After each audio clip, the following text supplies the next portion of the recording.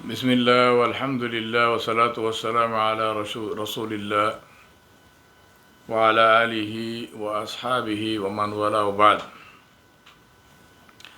My brothers and sisters, we are looking at the issue now of dua. How should we make dua? Ramadan al-Kareem is the month for dua. Allah subhanahu wa ta'ala mentioned and Allah subhanahu wa ta'ala promised to listen to the dua and to accept the dua. So how do we make dua? Allah subhanahu wa ta'ala taught us the way to make dua. The opening ayat of Surah Maryam, the dua of Zakaria alayhi salam, this is a template for us to use and learn how to make dua to Allah subhanahu wa ta'ala. Allah subhanahu wa ta'ala said, Zakaria alayhi salam made dua nida'an ka khafiya, in a small voice.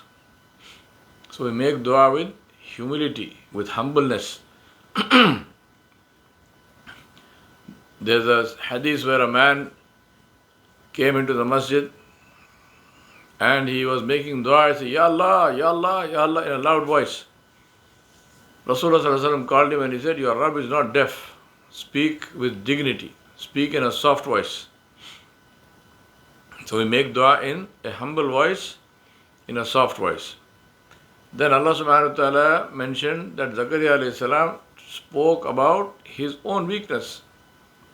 He said, Oh Allah, I have become old and my hair has become white and my bones have become weak, and my wife, she is old and she's gone beyond menopause. She is not at an age to give birth to a child.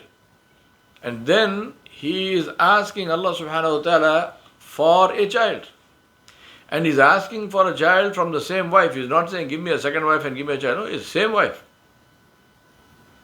So three principles. First, we make dua with humbleness and humility. Secondly, our dua begins with talking to Allah subhanahu wa ta'ala about our own weakness.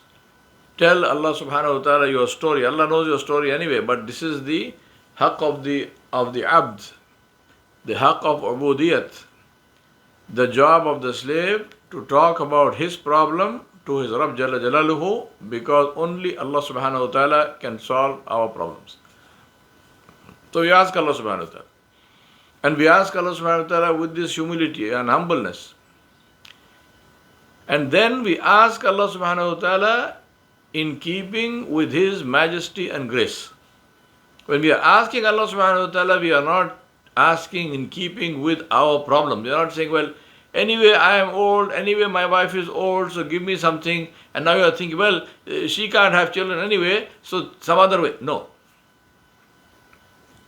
You are speaking to and you are begging the one who created the heavens and the earth and everything in between, and you know He is the owner of all that you know and all that you don't know, and His power and glory and majesty has no boundaries whatsoever. So when you are speaking to Him, keep that in mind. Don't keep your problems in mind. Oh Allah, I have this disease, the doctors have said there is no cure. No, let the doctors say whatever they want to say, because the doctors are not lying. The doctors are speaking from the perspective of their knowledge. You are asking Allah subhanahu wa ta'ala, whose knowledge is far superior. Allah knows the reality, the truth of it, and Allah subhanahu wa ta'ala has the cure for it, and Allah can cure it if He wants to cure it. So when you are asking Allah subhanahu wa ta'ala, ask Allah keeping His khudrat and His glory and His majesty and His power in mind. Yaf'alu ma yasha. Allah can do whatever He wishes. Yahkumu ma yurid. Allah can order whatever He wants to order. Wa huwa ala kulli shayin qadir. He has khudrat and He has control over every single thing. We ask Allah subhanahu wa ta'ala to accept your du'as with khair and afiyah. Always ask for khair and afiyah. We ask Allah subhanahu wa ta'ala to accept your du'as with khair and afiyah, and to give you that which you ask, and to add to it from His generosity, so that you are absolutely delighted with what you get, and that you can fall in sujood, in shukr to Allah subhanahu wa ta'ala. وصلى الله على نبي الكريم وآله وصحبه أجمعين برحمتك يا أرحم الراحمين.